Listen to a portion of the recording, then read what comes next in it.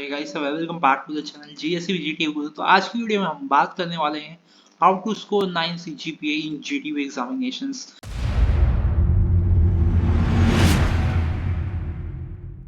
तो सबसे पहले हम बात करेंगे कि यार जीटीयू की जो आपकी एग्जामिनेशंस होती हैं उसमें हम 9 सीजीपीए कैसे स्कोर करें। तो मेरा सीजीपीए अभी करंट में 9 चल रहा है। अभी ऑलमोस्ट मैंने 7 सेम की एग्जाम भी दे चुका हूँ एंड अब 8 सेम की बारी है। तो पहले मैं आपको कुछ बात दिखाना चाहूँगा। तो सबसे पहले हम चलते हैं जीटीयू ग्रेड हिस्ट्री पे। यहाँ पे जाने के बाद हम अपना लॉगिन कर लेंगे। ये एक बहुत ही ज्ञानी लोग बैठे रहते हैं, उनको एक शक रहता है कि ये बंदा खुद भी कुछ किया है। तो यहाँ पे आप देख सकते हैं 9 सीजीपीए स्कोर है। पिछले सेमेस्टर्स में मैंने 8.96, उसके पहले 9.09 एंड इस सेमेस्टर में भी अभी एग्जामिनेशंस हो गई है, रिजल्ट आना बाकी है। तो इसमें भी ऑलमोस्ट 9 पहुंच जाएगा। और अगर आप बोलोगे तो ये भी रिजल्ट मैं शेयर कर दूंगा मेरे 7 सेम के रिजल्ट्स भी। 8 सेम में तो कोई बात ही नहीं, वहाँ पे इंटर्नशिप रहती है। सो होपफुली आपको कोई डाउट नहीं रह गया होगा मन में कि ये बंदा रिवेलेंट है कि। तो अगर आपको ये स्कोर करना है तो सबसे पहले आपको ये जरूरी होगा जानना कि आपके मार्क्स डिवाइडेड कैसे हैं। कि जो भी आपके सीजीपीए बनते हैं 150 मार्क्स में से, वो कैसे बनते हैं ये आपको पता होना जरूरी है। वो मार्क्स के कंपोनेंट क्या रहते हैं, तो इसी कंपोनेंट के बारे में हम बात करते हुए आगे बढ़ते हैं। तो सबसे पहले मैं बताना चाहूंगा ये जो आपका पहला सेक्शन है, ये पहला सेक्शन क्या डिनोट करता है। तो ये आपका डिनोट करता है एंड सेम आपकी एग्जामिनेशन, जो जीडीयू की एक्सटर्नल एग्जामिनेशन होती है 70 मार्क्स की, वो होता है। तो ये आपके मोटी मोटा हाथों में नहीं रहता, फिर भी आप इसमें ठीक ठाक स्कोर कर सकते हो। सबसे पहले पीवाईक्यूज पढ़ के। सेकेंडली आपको क्या होगा कि जो आईएमपी क्वेश्चन मिले हैं वो पढ़ना है।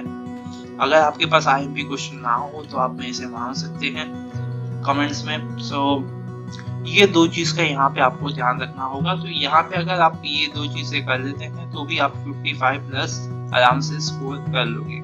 और भी चीज, अगर आप सब में 55 प्लस स्कोर करते हो और यहाँ सारे सेक्शंस में अच्छा स्कोर करते हो तो 150 में से काफी अच्छे स्कोर आपके बन सकते हैं। तो हम आगे बढ़ते हैं। तो ये वाला कंपोनेंट क्या है भैया, तो ये जो प्रैक्टिकल एग्जामिनेशन या प्रैक्टिकल असेसमेंट जिसको बोलते हैं, यहाँ पे आपका जो एक्सटर्नल वाइवा होता है जीटीयू का, वो उसके 30 मार्क्स गिनाते हैं।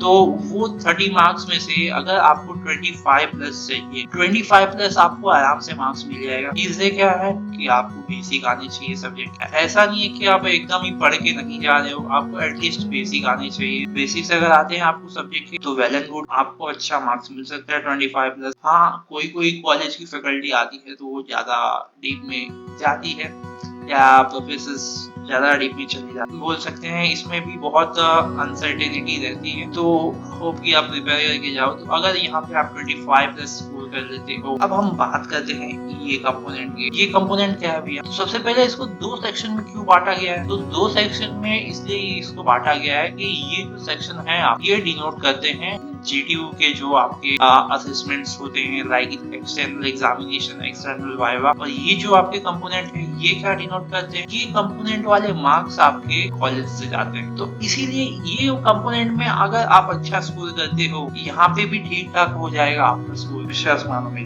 तो आपको बेसिकली सबसे पहले फोकस इस पे रहना चाहिए। अभी इसमें ये कंपोनेंट क्या होता है, हम इसकी बात कर लेते हैं। ये कंपोनेंट जो है आपका वो एंड सेम एग्जामिनेशन होता है। मतलब ये हुआ कि जो आपके कॉलेज के एग्जामिनेशंस रहते हैं, मिड एग्जाम, तो जो मिड एग्जाम रहते हैं वो आपका ये कंपोनेंट 30 मार्क्स का कंसिस्ट करता है।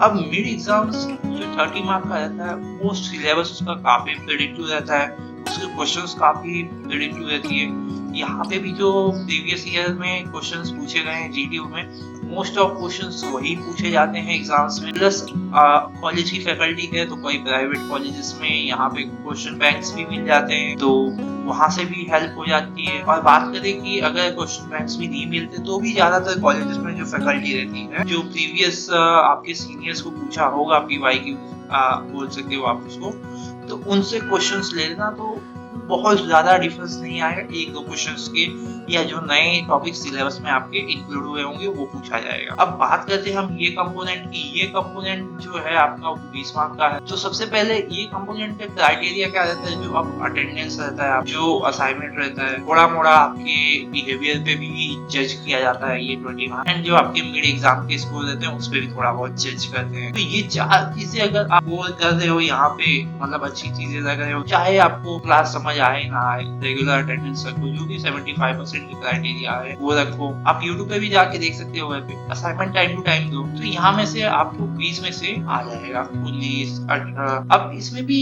कुछ फैक्टर्स रहते हैं, जैसे कि आप अगर गवर्नमेंट कॉलेज में हो या आप प्राइवेट कॉलेज में हो तो वो फैक्टर रहते हैं। सबसे पहले अगर मैं बात करूँ गवर्नमेंट कॉलेज की, तो गवर्नमेंट की फैकल्टी उतनी तो यहाँ पे आपको क्या करना है, यहाँ पे आपको ये चीजें तो बहुत ही ज्यादा ध्यान रखनी है। और यही आप प्राइवेट कॉलेज में हो, यहाँ पे खाली उनको चाहिए रहता है फीस एंड आपकी मिक्स मिड सेम में मार्क्स। अगर फीस पूरी है, मिड सेम में मार्क्स अच्छे हैं, यहाँ पे आपको 20 में से 18, 19 आराम से मिल जाएगा। उतना आपको देने से कोई नहीं रोक सकता। अब हम बात करें यहाँ पे सब्जेक्ट क्रेडिट रिवैलेंस क्या होता है। अब देखो यार, हर एक सब्जेक्ट के मार्क्स का डिवीजन तो समझ लिए कि कैसे होता है। अब ये 150 मार्क्स में से अगर मैं गिनूंगी तो यहाँ पे आप कितना स्कोर कर रहे हो, 55, यहाँ पे 25, यहाँ पे मिड में 30 में से वापिस हम 25 मान लेते हैं, 25, 25, 50 और ये 105, 105 में से यहाँ पे आप 18, 19 स्कोर कर रहे हो, तो भी कितना हुआ 123, 24 मार्क्स हो गया। जो आपका 123, 24 मार्क्स है वो ऑलमोस्ट 85, 89% के आसपास। बेसिकली मैं कंफर्म नहीं हूँ, मैंने कैलकुलेट नहीं किया, तो आप कैलकुलेट कर लेना जो भी आपके मार्क्स बनते हैं। तो अब ये जो 125 भी है मार्क्स आपका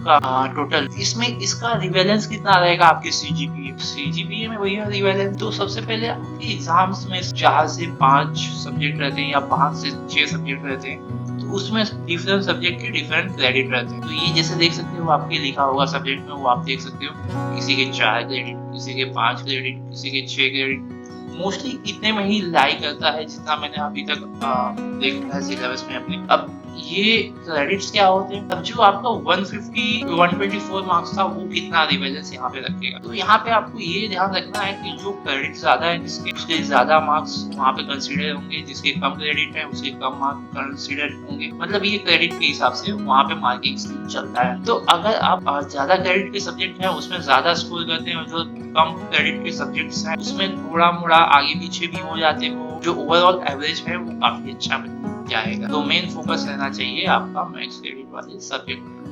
अब हम बात करते हैं कि एक रोड मैप देता हूँ आपको, शुरू से क्या करना है समराइज कर देता हूँ। बेसिकली ये जितना अब तक हम लोग ने पढ़ा, यहाँ पे बेसिकली होता ये है कि जो स्टेप 1 है, तो ऊपर भी कंपोनेंट जैसे आपका 2 भागों में बांटा गया था, एक कॉलेज, सेकंड जीटीयू। तो अब ये चीजों में क्या करना है यहाँ पे बेसिकली सबसे पहले आता है कॉलेज। जब आपके सेमेस्टर शुरू होते हैं, अटेंडेंस आपको एटलीस्ट अगर नहीं भी हो सकता है तो 75% मेंटेन करके रखो। जो असाइनमेंट है वो आप टाइम टू टाइम सबमिट करो। अब ये कंपोनेंट पूरा आपका 20 मार्क डिपेंड करता है। जो ये 20 मार्क है आपको कहीं जाने नहीं देना है, 20 में से 18, 19 लाना है। अब बात आती है ये मार्क्स की आपके, तो ये आपके फिर आते हैं मिड सेम की। आप अगर प्रिपरेशन कर रहे हो तो साथ में एग्जाम की भी प्रिपरेशन होती है। कौन से एग्जाम की, जो जीटीयू का 70 मार्क का थियरी एग्जाम है, तो ये आप दोनों को कंसीडर कर सकते हो। इसमें भी आपका वो हो रहा है इसमें, सो यहाँ पे आपको काफी अच्छे से प्रिपेयर करना है मिड एग्जामिनेशंस के लिए। बात करते हैं ये टोटल आपका जो कंपोनेंट हुआ पूरा, ये कितना मार्क्स, ये भैया आपका मार्क्स हुआ कितना 20 प्लस 30, ये आपका हुआ 50 मार्क्स का। तो ये 50 मार्क्स यहाँ पे से आपको 50 में से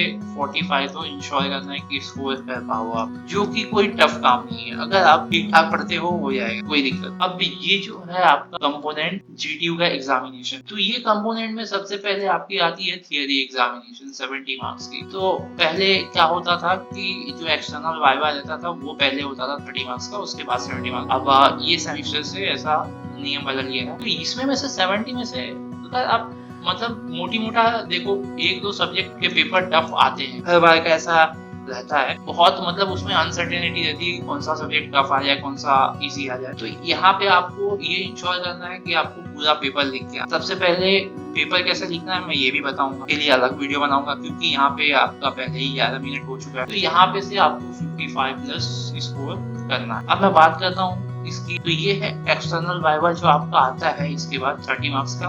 वहां में से अगर आप आराम से 28, 29 या 27 मैं बोल सकता हूँ, इतना मैंने स्कोर किया, ये आपको प्रैक्टिकल चीजें बता रहा हूँ, तो इतना आप आराम से कर सकते हो, कोई दिक्कत नहीं है। तो अब अगला वीडियो में क्या बनाऊंगा कि यार आपको पेपर कैसे लिखना है, क्योंकि जो पेपर राइटिंग भी रहता है ना आपका, वो बहुत डिपेंडिंग चीजें हैं। तो पेपर कैसे लिखना है अगली वीडियो में इस पर बात करेंगे। तो इस वीडियो के लिए इतना है। अगर आपको ये पूरा पीडीएफ चाहिए तो आप कमेंट कर देना, होपफुली मैं डिस्क्रिप्शन में या आपके कमेंट पे रिप्लाई करके दे दूंगा इसका लिंक। तो सी या हैव अ गुड डे, मिलते हैं अपने नेक्स्ट वीडियो में। Till then bye bye.